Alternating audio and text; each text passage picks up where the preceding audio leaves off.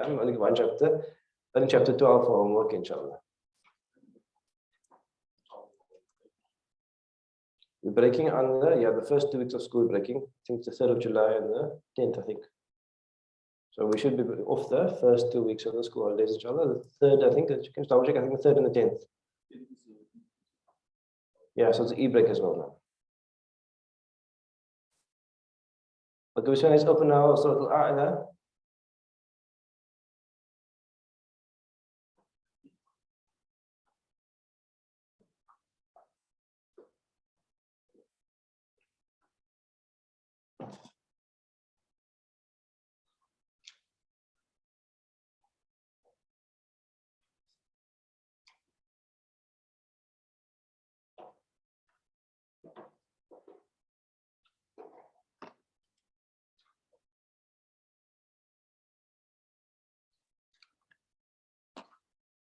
So, Bismillah ar-Rahman ar-Rahim, Surah Al-A'la. أعوذ بالله من الشيطان الرجيم. بسم الله الرحمن الرحيم. سبح اسم ربك الأعلى. Sabbih, glorify, declare the perfection of the name of your Lord, Al-A'la, the Most High. Who is this Lord? الذي خلق فسوى. He has created, the one who has created, فسوى, and he has proportioned, he has fashioned. وَالَّذِي, and the one that قَدَّرَ, he has measured out, he has decreed, فَهَدَى, and then he has guided. وَالَّذِي أَخْرَجَ الْمَرْعَى, and he is the one that has brought forth the pasturage. فَجَعَلَهُ, and then he made it غُثَاءً, dried out, أَحْوَى, darkened. So that first 5 parts, you must just get the main message there is, Allah is telling the Prophet to make tasbih. Like declare tawheed, declare perfection of Allah. That's the first thing. Then Allah is giving the Prophet a comfort, a tasliya, a comfort. سَنُقْرِئُكَ فَلَا تَنْسَى. Soon, there's only like the 8th surah revealed. It's very early in the revelation. سَنُقْرِئُكَ, we Allah, we will cause you, Muhammad sallallahu alayhi wa sallam, to recite the Quran. فَلَا تَنْسَى, and you will not forget it. إِلَّا مَا شَاءَ Allah, except that which Allah wills, that which is abrogated, or that which might be a momentary lapse. إِنَّهُ, verily Allah يَعْلَمُ, he knows al-jahra, that which is manifest, وَمَا يَخْفَى, and that which is concealed. وَنُيَسِّرُكَ. So the second thing is what? The first thing is Allah telling the Prophet to praise him, to glorify his perfection. The second thing, Allah is comforting him about the Quran, the preservation of the Quran. Allah is guaranteeing him the preservation of the Quran. The third thing Allah is doing, Allah is telling him, your mission, you'll be able to manage it. وَنُيَسِّرُكَ لِلْيُسْرَى. Meaning what? We will facilitate, we will prepare for you لِلْيُسْرَى, for the Sharia of ease, or we will create ease for you to spread the Sharia of ease, or the greatest ease. Meaning what? Allah is again comforting the Prophet sallallahu alaihi wasallam. Then Allah says, فَذَكِّرْ إِن نَفَعَتِ الذِّكْرَى. So we start there with our lesson, inshallah. We just move a bit with inshallah, bismillah. فَذَكِّرْ. What type of word is dhakir? Amr of which bab? Second bab. And therefore it is, what's the meaning of it? Causation. So what's the meaning of, so who must, what must happen here? Okay, who is it, who is the fa'il? How many people are the fa'il? You, one male, fadhakkir. If there's been many people, will be dhakiru. It will be one female, dhakiri, and many females, dhakirna. So dhakir here is for you, one male, meaning what? The fa'il is the anta inside. You, one male, dhakir, you cause remembrance, you remind. You remind. Where is the fa'il, the maf'ulun bihi?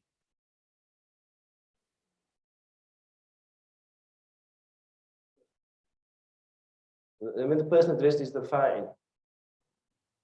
So if I tell someone jump, who's the fa'il? That person.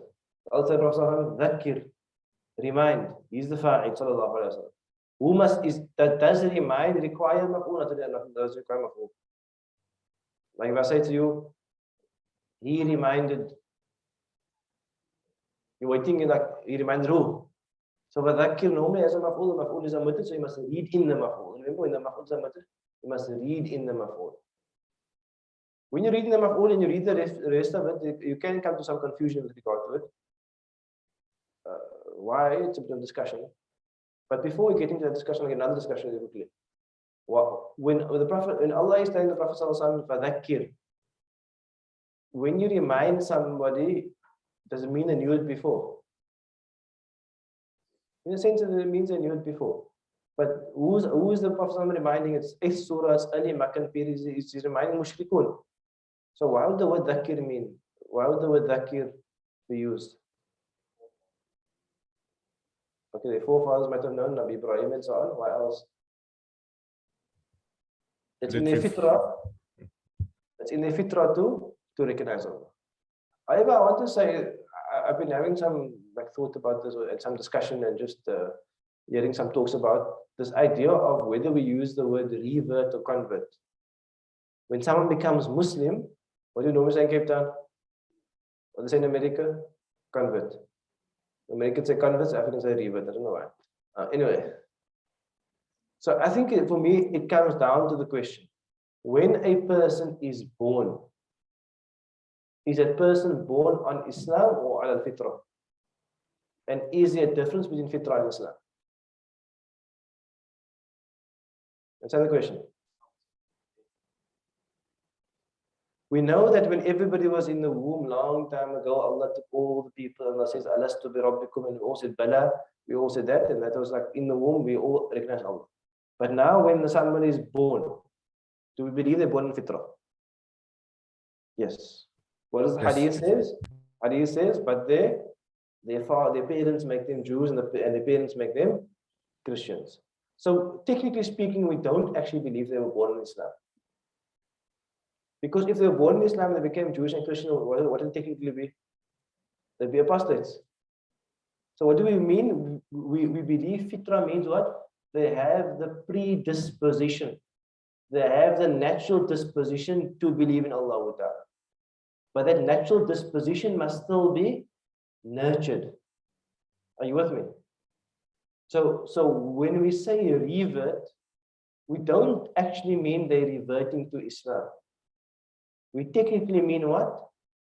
They're reverting, I don't know what they actually really mean, but anyway, they're reverting to the fitrah and they're fulfilling, they're choosing their fitrah. Personally, I actually feel that in English, the more correct word is convert. Because they've never been Muslim before.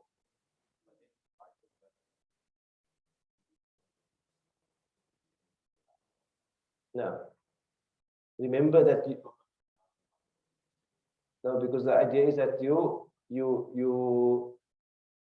are remembering something which you have been almost programmed to remember. You've been built to remember. You have the predisposition to remember, and something which you acknowledged in the previous life. You never it in this life. So what I'm saying is that dhakir there doesn't necessarily mean that when you were 6 years old, someone told you about it, or it means that you had a natural predisposition to recognize Allah Ta'ala. In the previous existence, you acknowledge Allah in the alam al-arwah, in your ruh, but you weren't actually Muslim before. Technically.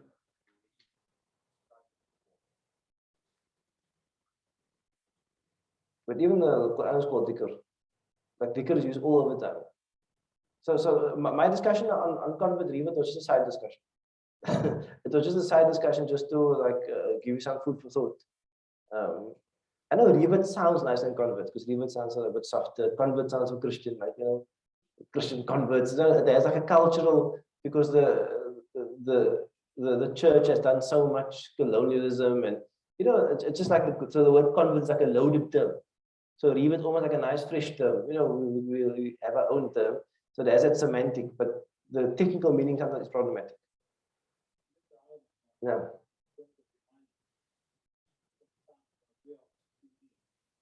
they were aware of the Supreme Being. No. But they also had other gods as well. No. So that could be also an indication.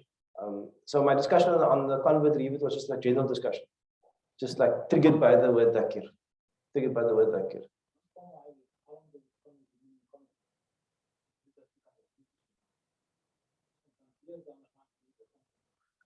You see, I think it's you shouldn't label a person a convert. Well, I suppose you can. I don't know if it's problematic to say it.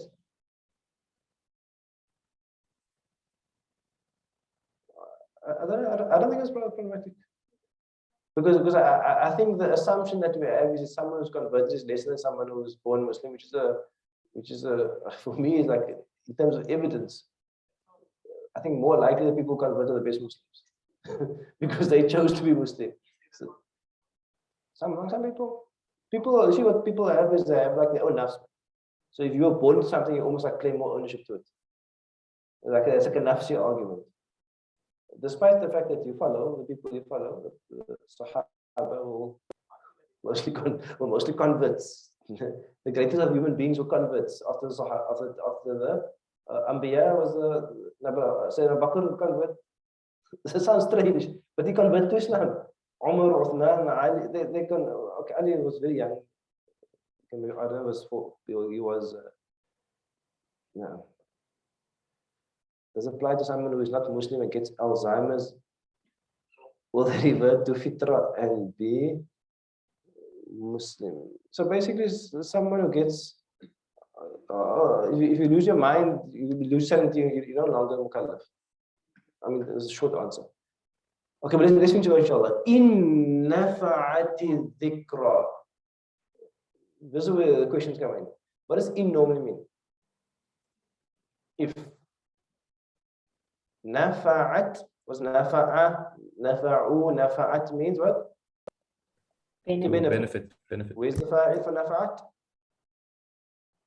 Al-dhikra. So if you talk this literally is going to mean what? So remind. If the remembrance, the reminding is beneficial. So now you're going to have a bit of an issue now in your mind. So the question is, there's 2 questions. Okay, the first question is fadhakkir, you must remind who. Right? That's the first thing. The second question is in nafa'ati dhikra is okay, on one level, is the reminder heeded by everybody? Is the reminder accepted by everybody? No, meaning what? There are some people who accept the reminder, sayadhakkaru man yakhsha, and there are some people who reject the reminder, وَيَتَجَنَّبُهَا الْأَشْقَى. So definitely there are people who are going to accept the reminder, and there are people who are going to reject the reminder. That comes in the next 2 verses. In fact, if you had to leave in nafa'ati dhikra out, the ayah would read, فَذَكِّرْ سَيَذَّكَّرُ مَن يَخْشَى وَيَتَجَنَّبُهَا الْأَشْقَى.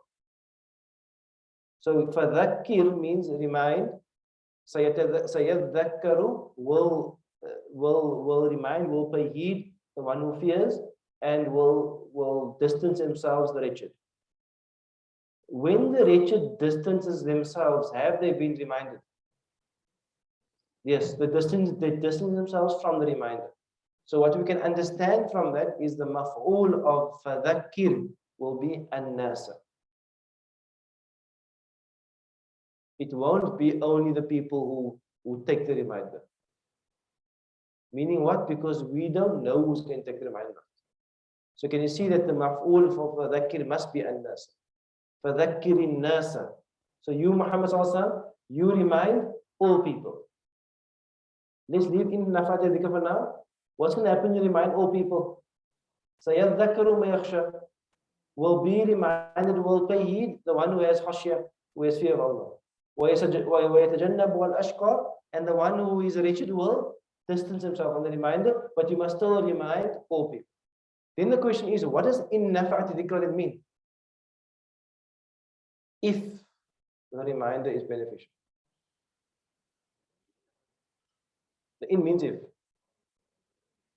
Yeah, so The first thing we do is that it is more correct not to make the dhakir part of the conditional statement.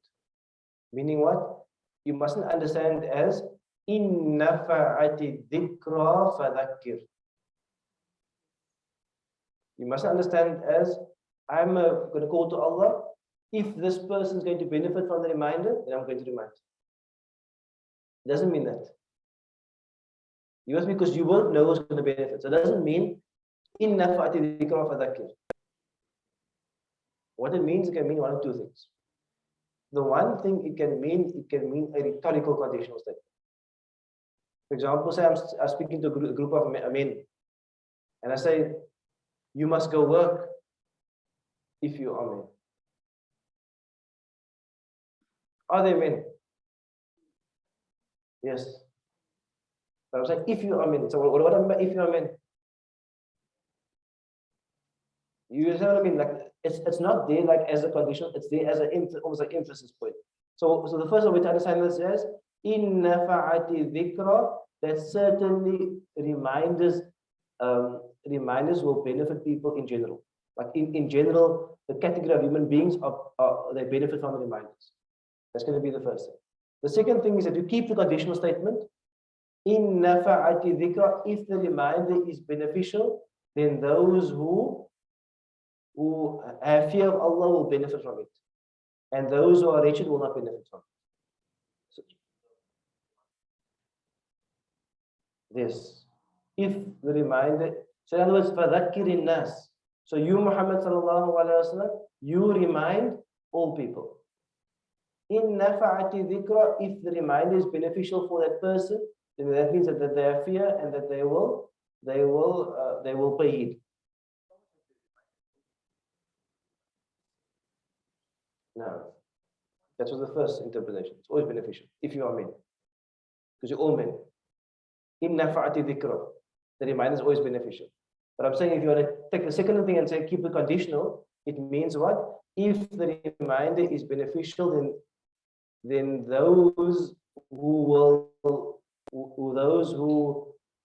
have fear of Allah Ta'ala will pay heed, and those who don't, they will distance themselves. But I think that the preferred one is to keep it in the if you are men kind of understanding. That like in nafa'ati dhikra, dhikr in general is a beneficial thing. Dhikr in general is a beneficial thing. I was just saying that as a statement.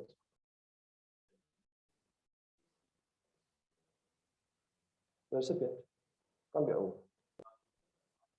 Oh, okay, the society is all this.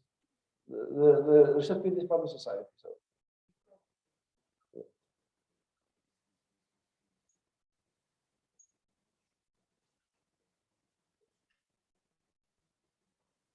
No. So it's like a baby's prophet or something. So the point I want to make is that I come to question, inshallah. The first thing is just that fadhakkir means what? You, Muhammad sallallahu alaihi wasallam, by extension, us Muslims, we should remind everybody. We shouldn't say like, you're never going to be a believer, I'm not going to tell you. There mustn't be the understanding from the ayah, because you really say, oh, if it's beneficial, then I'm going to remind this person. If not, we mustn't have that approach. It wasn't the approach that's understood from the ayah.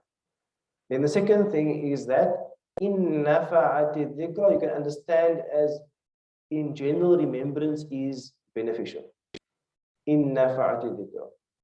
Or you can have conditional, but then it's going to be beneficial to those who pay heed, and for those who don't pay heed, it will be obviously a burden against them.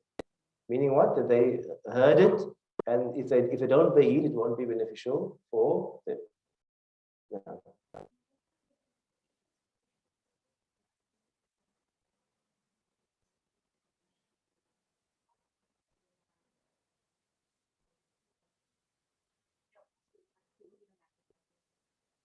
That's what I mean. Like basically, the with wisdom and so on. But the question here is that the condition is not on the manner; it's on the remembrance itself. The words literally say if the reminder is beneficial. So you're adding the word type basically. I don't know if you know what I mean. So what happens is with the conditional statement, you almost have to add a jawab. If this, then this. But some what I'm saying is sometimes the jawab is removed. For example, I say you must work if you are men. It doesn't. I'm not saying that. Almost like everybody is men in the room. So in other words, a reminder is always beneficial in general. So that's going to be the one interpretation. I'm sure you read it like 1,000 times and never thought about it before. You just say, فَذَكِّرْ إِنْ نَفَعَتِ الذِّكْرَى. But there's a lot of detail, and the Mufassirun have different approaches when it comes to this this ayah. But when you read it in light of the next ayah, it becomes also very clear. Meaning what? That there are going to be two responses. There are going to be two responses. Barakallah, we end there on فَذَكِّرْ إِنْ نَفَعَتِ الذِّكْرَى. Inshallah, read some of the tafsir of Quran. I have read Ibn Kathir. I think Ibn Kathir goes the conditional route. Read Ma'arif al-Quran goes the rhetorical route. So read some of the tafsir on this ayah, and sometimes in that reading you'll find a bit more clarity in that reading, inshallah ta'ala. Okay. Barakallah, we continue next week, inshallah. Assalamu alaikum wa rahmatullahi wa barakatuh. وعليكم السلام ورحمة الله وبركاته. وعليكم السلام ورحمة الله وبركاته. السلام ورحمة الله وبركاته.